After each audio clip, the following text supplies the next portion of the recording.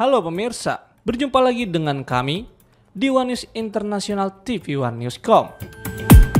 Presiden Amerika Serikat Donald Trump menyatakan siap menjatuhkan sanksi tambahan terhadap Rusia setelah Moskow melancarkan serangan udara terbesar ke Ukraina sejak awal invasi. Informasi lainnya pemirsa, Rusia membuka harapan baru dalam dunia medis dengan mengumumkan keberhasilan uji coba awal vaksin kanker berbasis mRNA bernama Enteromyx. Vaksin ini diklaim memiliki tingkat keampuhan hingga 100% dan kini tengah menunggu lampu hijau dari Kementerian Kesehatan untuk digunakan secara luas. Selengkapnya hanya di One News International TV One Newscom.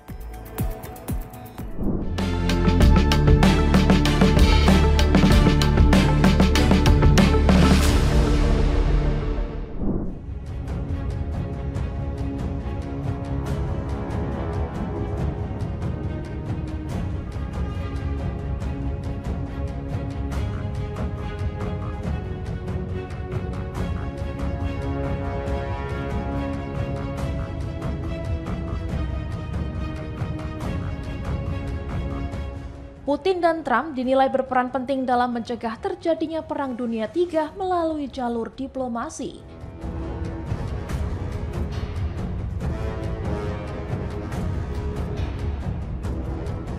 Kirill Dmitriev, penasihat Kremlin sekaligus kepala RDIF, menyebut konflik Rusia-Ukraina semakin mendekati akhir.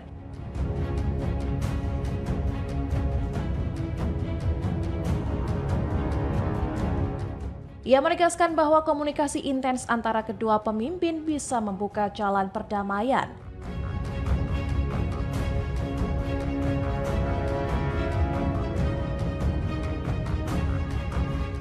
Dmitriev membandingkan peran Putin dan Trump dengan Stalin, Roosevelt, serta Churchill yang memenangkan Perang Dunia II.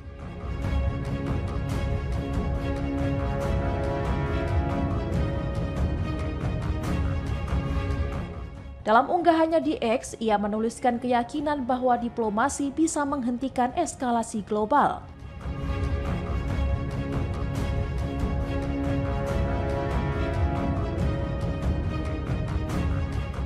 Unggahan itu disertai foto konferensi Yalta 1945 yang menjadi tonggak tatanan dunia pasca perang.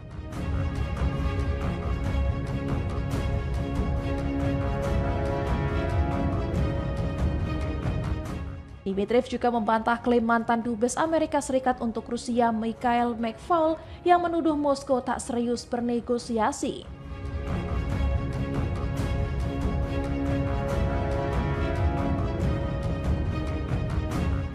Menurutnya, pendekatan Biden yang mengandalkan isolasi dan sanksi terbukti gagal.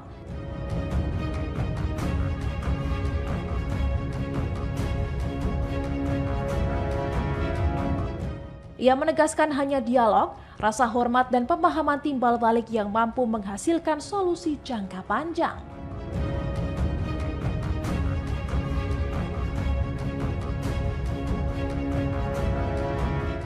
Karena itu Dmitriev percaya bahwa akhir perang Rusia-Ukraina sudah semakin dekat berkat diplomasi Putin dan Trump.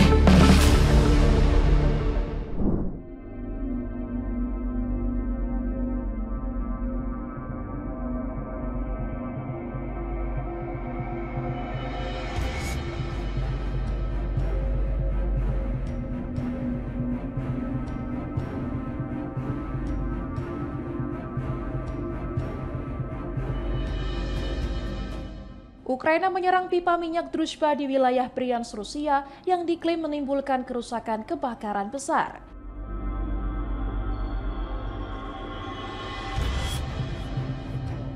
Serangan ini diumumkan oleh Komandan Pasukan Drone Ukraina Robert Brovdi melalui aplikasi Telegram pada Minggu 7 September.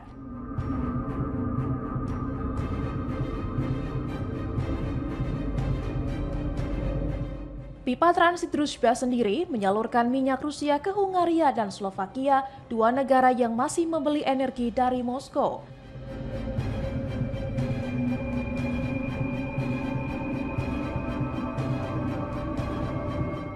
Hal ini terjadi meski sebagian besar Uni Eropa telah menghentikan pasokan sejak invasi Rusia ke Ukraina pada 2022.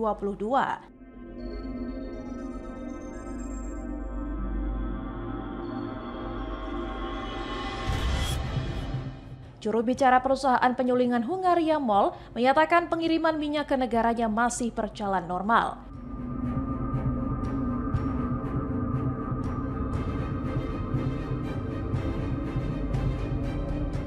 Sementara itu, operator pipa minyak Slovakia, Transpetrol, belum memberi tanggapan atas serangan ini.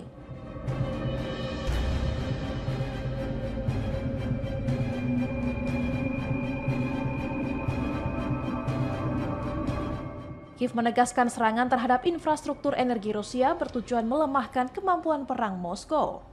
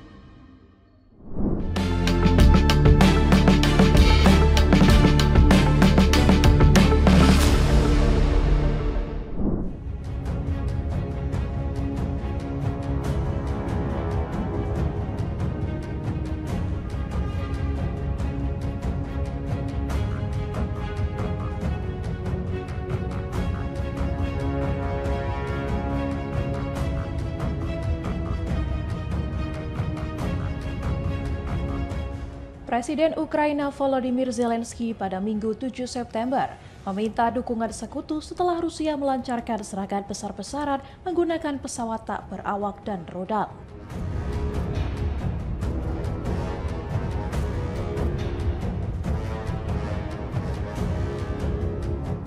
Serangan udara itu menewaskan sedikitnya 4 orang, termasuk seorang bayi, serta menyebabkan kerusakan di berbagai wilayah.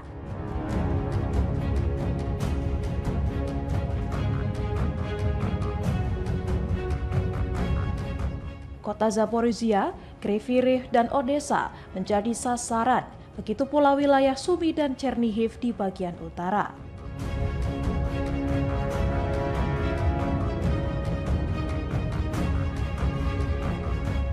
Pejabat Ukraina menyebut serangan tersebut sebagai yang terbesar sejak perang dimulai, dengan gedung pemerintahan utama pusat Kiev turut terbakar.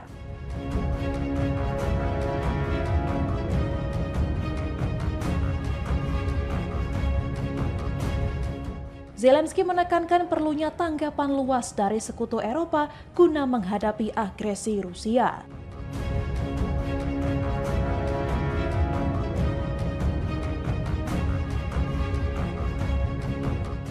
Dia menegaskan Presiden Vladimir Putin tidak menginginkan perundingan dan terus menghindari jalur diplomasi.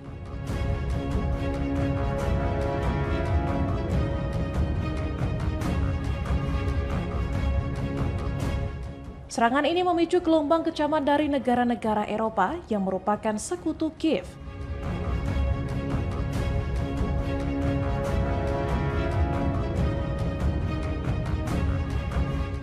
Mereka menyatakan komitmen memberikan dukungan politik maupun militer kepada Ukraina.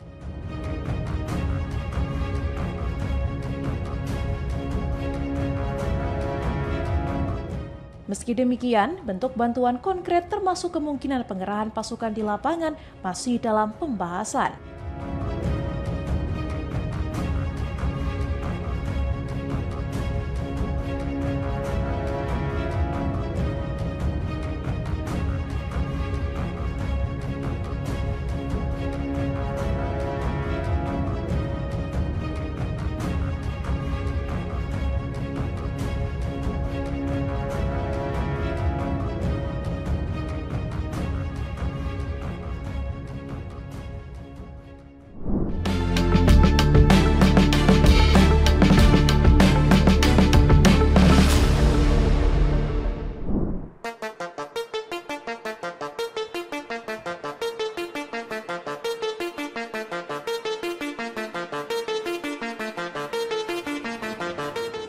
Rusia melancarkan serangan udara terbesar sejak invasi ke Ukraina dimulai dengan melibatkan ratusan drone dan puluhan rudal pada Minggu 7 September dini hari. Gempuran tersebut menewaskan warga sipil, menghancurkan gedung pemerintahan di Kiev, serta memicu kecaman keras dari Presiden Volodymyr Zelensky. Militer Ukraina menyampaikan sedikitnya 805 drone dan 13 rudal ditembakkan Rusia sepanjang Sabtu malam hingga Minggu pagi. Serangan ini disebut sebagai yang terbesar dalam setahun terakhir. Menurut layanan darurat, beberapa gedung bertingkat di ibu kota rusak parah. Sebuah apartemen 9 lantai di wilayah barat Kiev terkena hantaman hingga menewaskan seorang ibu dan bayi berusia 2 bulan, sementara belasan lainnya terluka.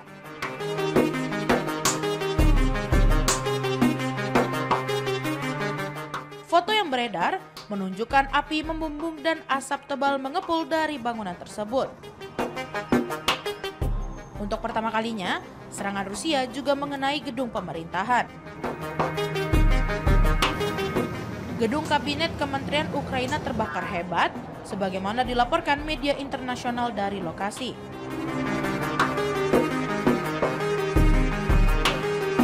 Perdana Menteri Yulia Shiridenko menuturkan bahwa salah satu fasilitas pemerintah hancur dan menekankan bahwa kerugian nyawa jauh lebih berat daripada kerusakan material.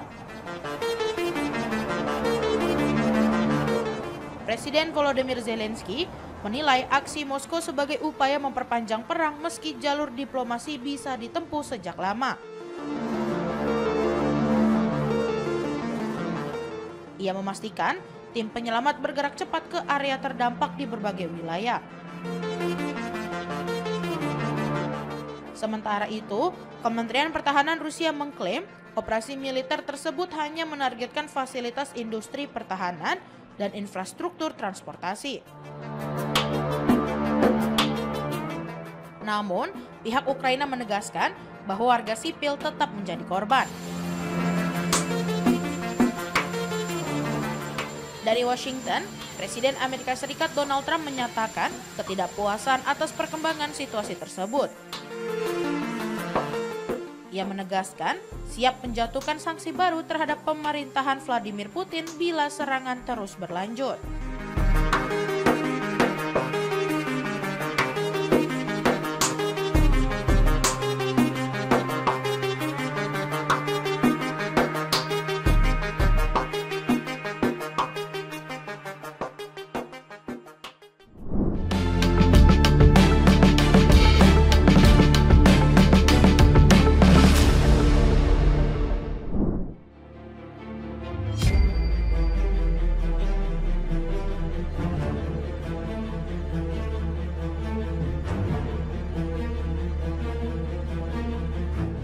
Presiden Amerika Serikat Donald Trump menyatakan siap menjatuhkan sanksi tambahan terhadap Rusia usai Moskow melancarkan serangan udara terbesar ke Ukraina.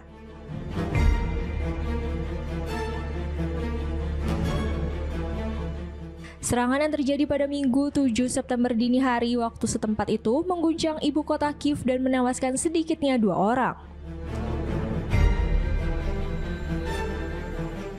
Trump menyebut situasi di Ukraina sebagai bencana kemanusiaan yang mengerikan. Militer Ukraina melaporkan Rusia melancarkan sedikitnya 805 drone dan 13 rudal dalam rentang Sabtu malam hingga Minggu dini hari. Serangan ini dinyatakan sebagai gempuran udara terbesar Rusia sepanjang setahun terakhir.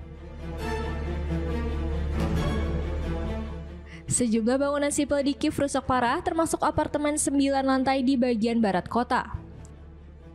Tak hanya kawasan permukiman, serangan kali ini juga menyasar pusat pemerintahan, membuat gedung kabinet menteri terbakar.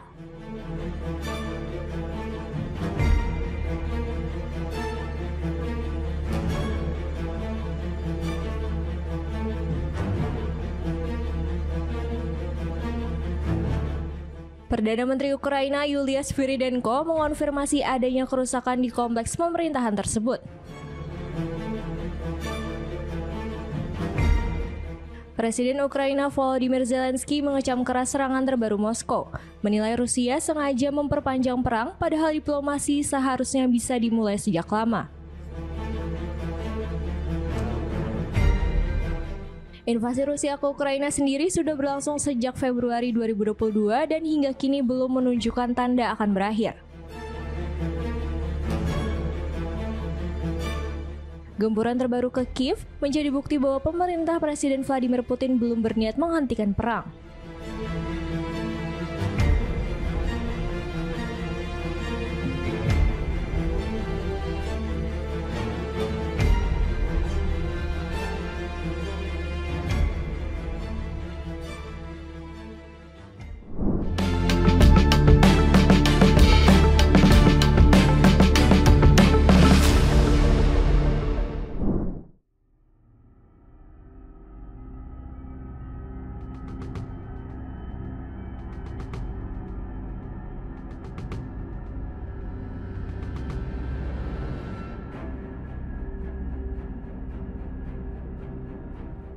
Rusia melancarkan serangan udara terbesarnya dalam perang melawan Ukraina Sabtu, 7 September 2025. Serangan itu membakar gedung utama pemerintah Ukraina di pusat kota Kiev dan menewaskan sedikitnya 2 orang di ibu kota, termasuk seorang bayi, kata pejabat Ukraina pada hari Minggu 7 September 2025.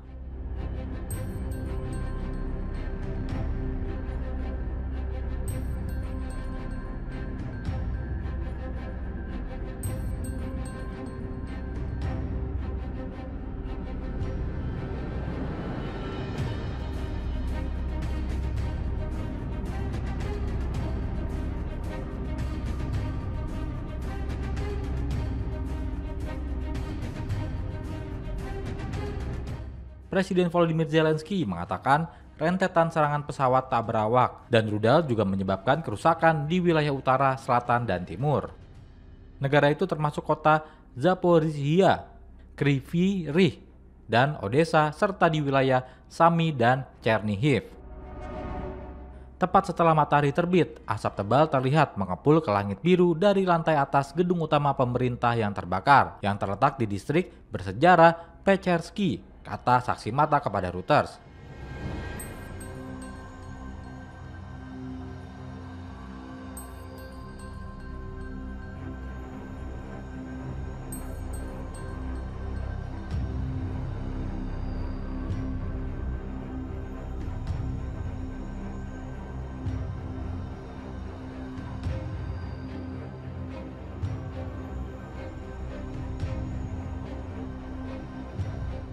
Di tempat lain di Kiev, apartemen-apartemen hunian terkena dampak dan rusak, dengan puluhan penghuni yang terbungkus selimut.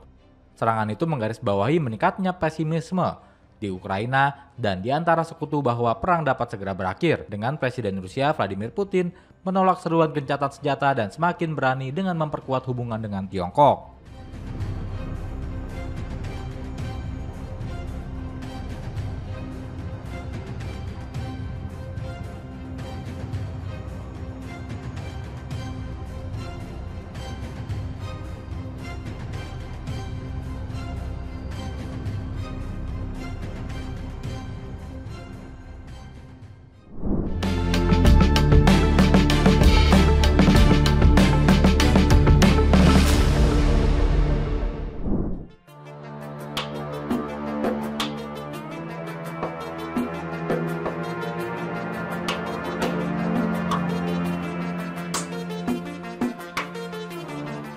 Ketegangan pemerintah Amerika Serikat di bawah kepemimpinan Presiden Donald Trump dengan Venezuela meningkat tajam dalam sepekan terakhir.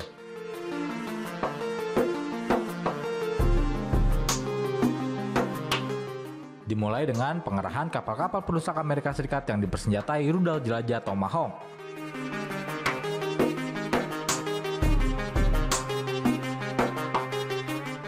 Serta serangan Amerika Serikat terhadap kapal cepat yang diduga digunakan untuk menyelundupkan narkoba. Hingga manuver pesawat tempur F-16 Venezuela di dekat kapal perang Amerika Serikat.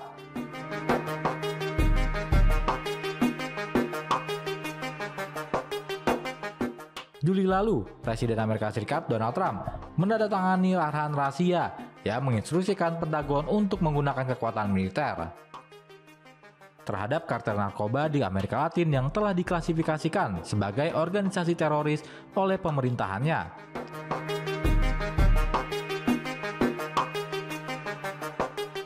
Satu di antaranya adalah kelompok kriminal Venezuela yang juga ditetapkan sebagai organisasi teroris.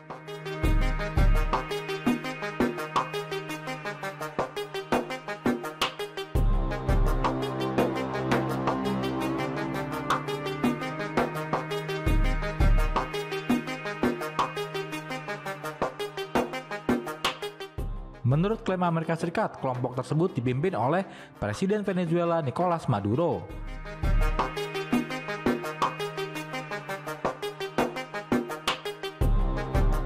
Selanjutnya, Washington mulai mengerahkan armada kapal dan pesawat untuk memantau aktivitas penyelundupan dan menetapkan sasaran serangan.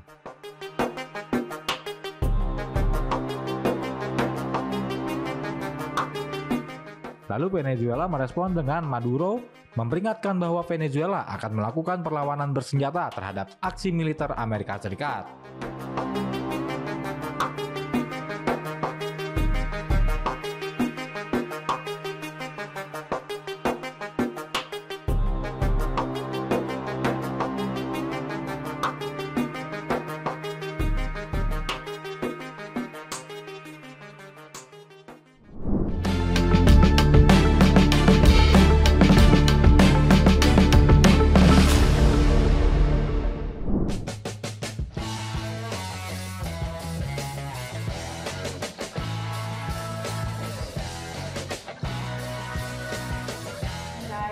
In Georgia with the arrest of some workers, construction workers at the plant. Have you heard any feedback from Hyundai? I just heard about that a little while before the... Presiden Amerika Serikat Donald Trump telah mengerahkan 10 jet tempur siluman F-35 ke Puerto Rico. Hal tersebut sebagai bagian dari perang melawan kartel narkoba yang diduga didalangi Venezuela. Pengerahan F-35 itu terjadi setelah pesawat tempur Venezuela terbang di atas kapal perang Amerika Serikat yang ditanggapi oleh Washington sebagai manuver provokasi. Menurut sumber, ke-10 jet tempur F-35 akan bergabung dengan kapal-kapal perang Amerika Serikat yang telah dikerahkan ke Karibia Selatan. Seiring langkah Trump yang meningkatkan tekanan terhadap Presiden Venezuela Nicolas Maduro yang dituduh memimpin kartel narkoba. Masih menurut sumber itu, ke-10 jet tempur F-35 Amerika Serikat dikerahkan ke sebuah lapangan terbang di Puerto Rico, sebuah wilayah kepulauan Karibia milik Amerika Serikat yang berpenduduk lebih dari 3 juta jiwa. Pada Kamis lalu, Pentagon mengatakan 2 pesawat militer Venezuela terbang di dekat sebuah kapal Angkatan Laut Amerika Serikat di perairan internasional, menggambarkannya sebagai langkah yang sangat provokatif.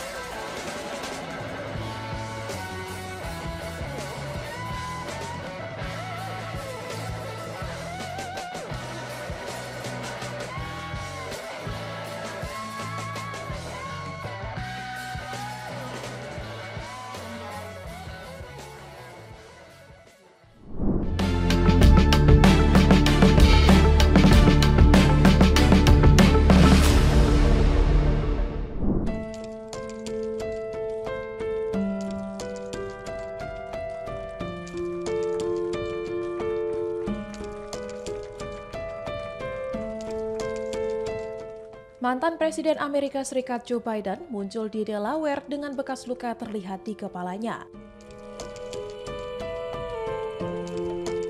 Biden yang berusia 80 tahun tampak menyapa pendukung dan menghabiskan sore di sebuah kota pantai.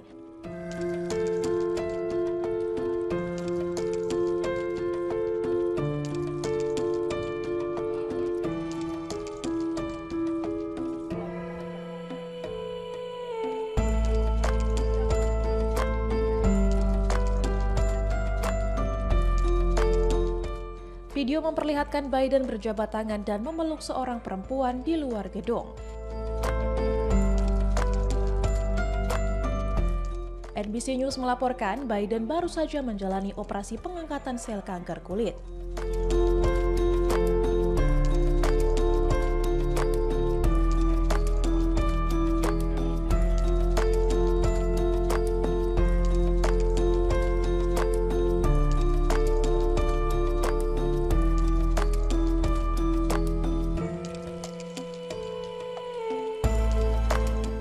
Menurut tim medis, penyakit itu tergolong agresif, namun masih sensitif terhadap hormon hingga berpotensi merespons pengobatan.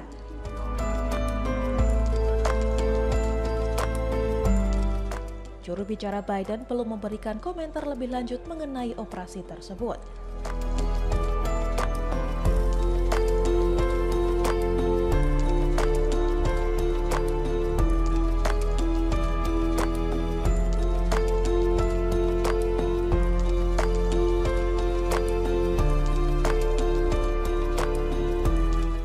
Sebelumnya pada 2023, Biden juga pernah menjalani operasi pengangkatan lesi kulit saat pemeriksaan rutin sebagai presiden. Kala itu lesi diidentifikasi sebagai karsinoma sel basal.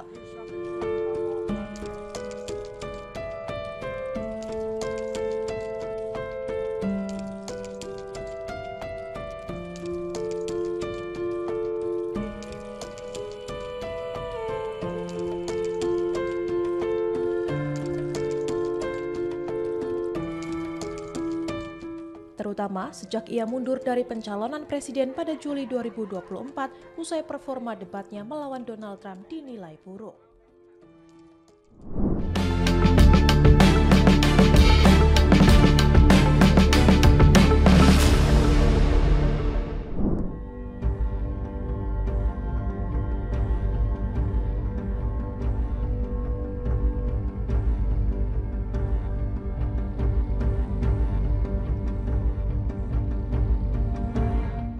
Rusia mengumumkan terobosan medis dengan keberhasilan uji coba awal vaksin kanker bernama Enteromyx.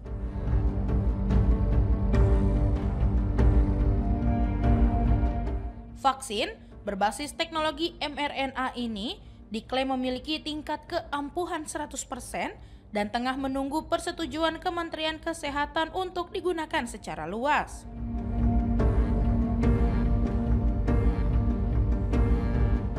Hasil uji coba tahap pertama menunjukkan pasien yang menerima Enteromyx mengalami penyusutan tumor tanpa menimbulkan efek samping serius. Para peneliti menyebut temuan ini bisa membuka jalan bagi era baru pengobatan kanker yang lebih efektif dan minim risiko dibanding metode tradisional seperti kemoterapi.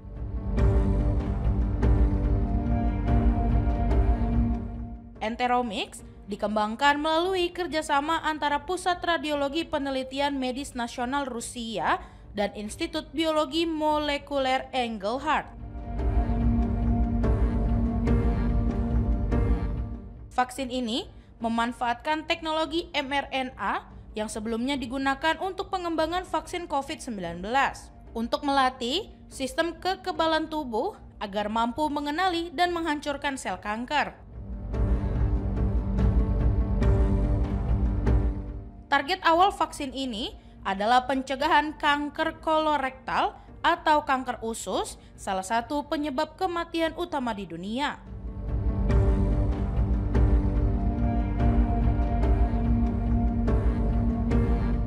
Keunggulan Enteromyx terletak pada desainnya yang dipersonalisasi berdasarkan profil genetik tumor setiap pasien, berbeda dari pendekatan vaksin konvensional yang bersifat seragam.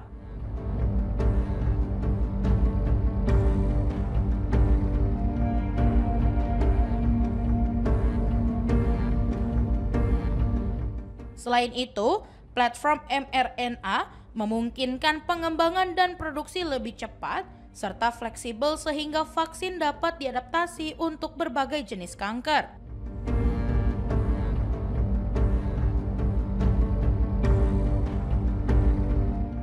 Kombinasi inovasi ini menempatkan Enteromix di garis depan penelitian vaksin terapeutik kanker.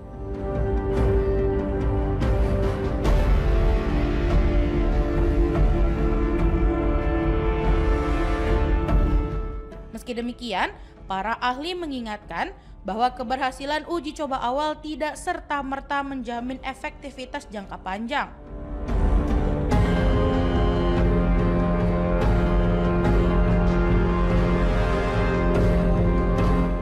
Tantangan besar masih menanti, mulai dari pembuktian klinis berskala luas hingga masalah logistik dalam produksi dan distribusi vaksin mRNA yang dipersonalisasi.